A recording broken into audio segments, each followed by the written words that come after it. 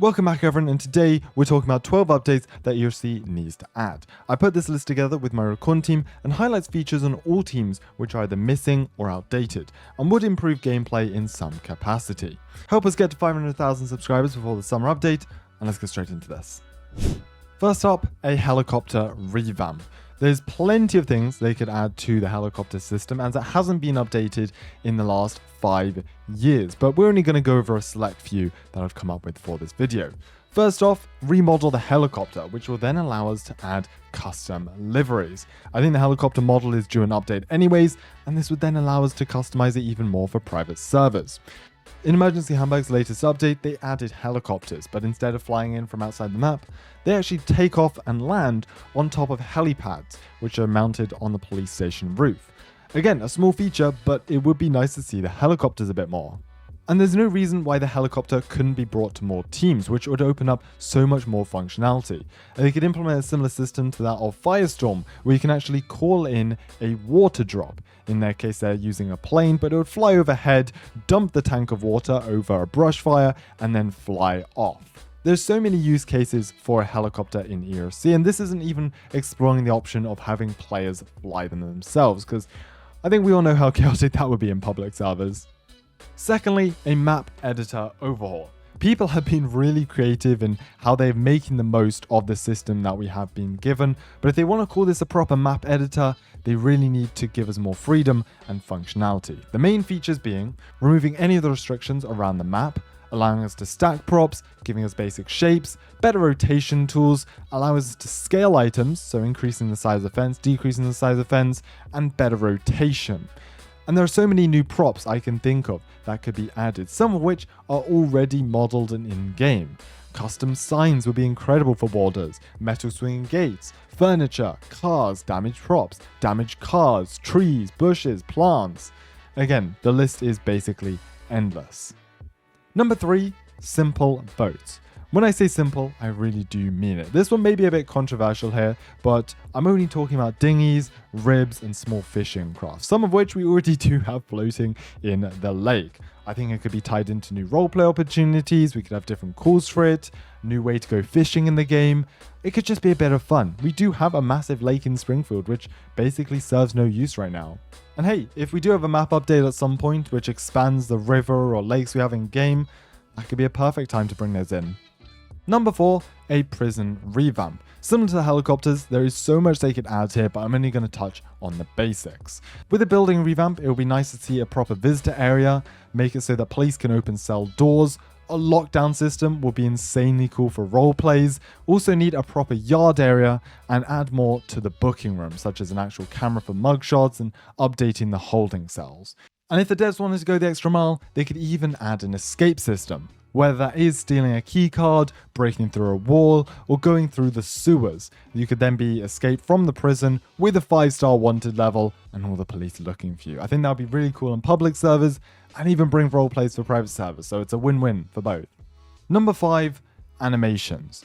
A lot of games do have these. You may not necessarily recognize or even realize that there are animations playing, but it could be anything from getting in and out of a vehicle to pushing open a door to even sitting down. These just make the gameplay look a lot more fluid and make cinematics look a tiny bit cooler. There is a couple I'm going to highlight in particular though, such as a sniper proning animation linked to the gun system, opening a gate, entering a vehicle, and directing traffic, maybe with some sort of baton in the game. Number 6, the power plant. For some reason, this entire plot of land has basically been left untouched since it was first added back in 2019. So we're here to make things a bit more interesting. First off, add a new power plant maintenance job. This will come in use in a few moments. A new power plant building could include things such as a control room, generator hall, and an electrical room. And then this could also be linked to automatic FD calls, such as transformer fires or electrical fires. And then if they wanted to add interactivity to the civilian job, they could have city blackouts if the power plant isn't maintained properly. Streetlights, buildings, and traffic lights all shut down until things get fixed.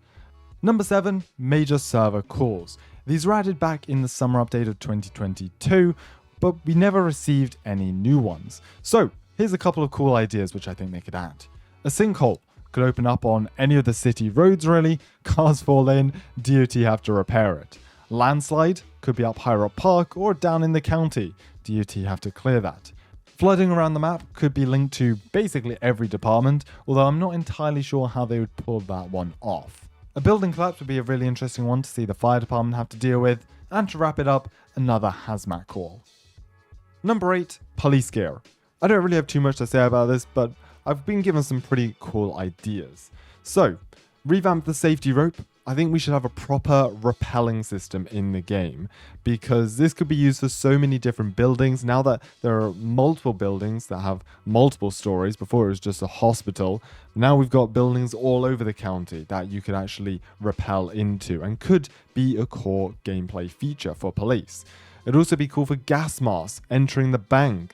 Again, this could kind of be tied into the SWAT Game Pass if they wanted, but yeah, add another whole gameplay mechanic, and if they wanted to, tear gas and grenades and whatnot, but that's a whole other discussion we're not going into today. And then some more gear for police, because I feel like they could add patrol hats, caps, just more accessories for police to wear. Currently it's kind of limiting in the game. Number 9, premium jobs. Now when this Game Pass released a few months back with the courthouse update, it came with its fair share of controversy, mainly due to the fact that it was only linked to one job. And priced at 400 Robux, well, some people weren't too happy about that. But I definitely think this can be expanded.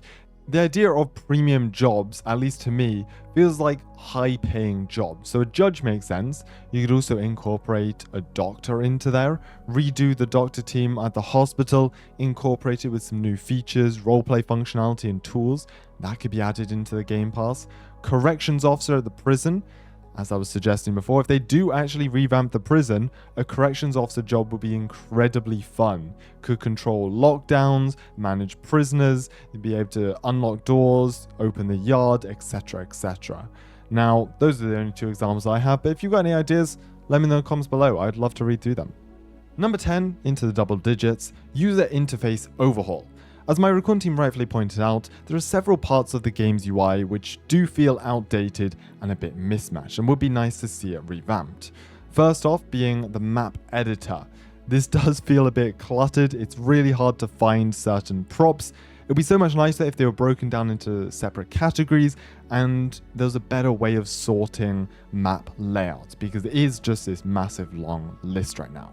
The MDT and phone are quite nicely made. I don't really have a problem with them. That being said, there are several screens that never actually made it to the game. On the phone, for example, there's a taxi with a map navigation, a proper music app, and home widgets. So I don't think we need a massive mobile refresh. That being said, it would be lovely to see some apps updated, or some new ones added. And the private server UI. It would be lovely to see the ability to add a banner, link to a Roblox group, or a Discord code to make communication easier. Tidy it up a bit, similar to 5M. And admin console. Wow, this thing is a massive list. They keep adding features, which I'm not against, but it has just turned into this massive list you have to scroll through to edit any of your private server settings. If they could tidy this up a bit, maybe add some drop downs or sections, split it up a bit nicer, make it easier to find things. Number 11, driving physics overhaul.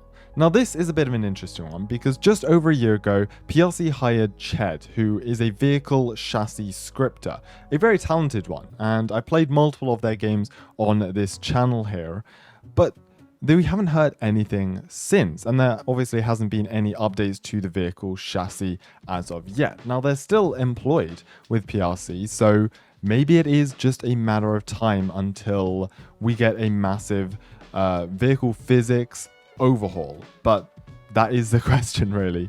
When will that release? The 2 main things I'd love to see in a vehicle chassis overhaul are better drifting mechanics. There's so many good games out there with nice drifting. I'd love to be able to do proper drifting in ERLC and on all teams. Why can't police drift? And secondly, better suspension, both for off-roading and quite literally just driving over curbs. The amount of times I've got stuck on curbs in ERLC is incredible. So hopefully this is just a matter of when rather than if. And when we do get a new vehicle chassis, it would open up the whole world of vehicle customization. Wrapping this up, number 12, NPCs. Now, I am unfortunately not talking about vehicles that will be automatically driven around the map, AI traffic, anything like that. As cool as that would be, I realistically don't see anything like that coming anytime soon. What I am talking about is NPCs that wander the streets, populate shops, and buy houses. Now, let me explain how this works. A good example, a good reference to use is the Wild West on Roblox. I'm aware it's a pretty different type of game, but there's a lot of inspiration they can take from it. So, I'm here in a public server, basically empty, no other players around, but it still feels so alive. There are NPCs wandering the streets, populating the stores, and they've all got different animations playing out. Heading around the Wild West, you can find a bunch of different NPCs basically programmed with different patterns. Some of them will be walking between stores, some of them just hanging out on the street playing a guitar. But it really does make the map feel more alive. Now, ERLC does already have NPCs, the chop shop, the dealership, and some of which even have voice lines, which I think is pretty cool. But I really want them to kind of double down on this and add more NPCs, because it really does make the map feel more alive. Anyways, thank you all for watching. It is a bit of fun talking about ERLC future updates, even if it is just speculation and suggestions. If you do have any ideas of yourself, let me know in the comments below, and I'll see you in the next one.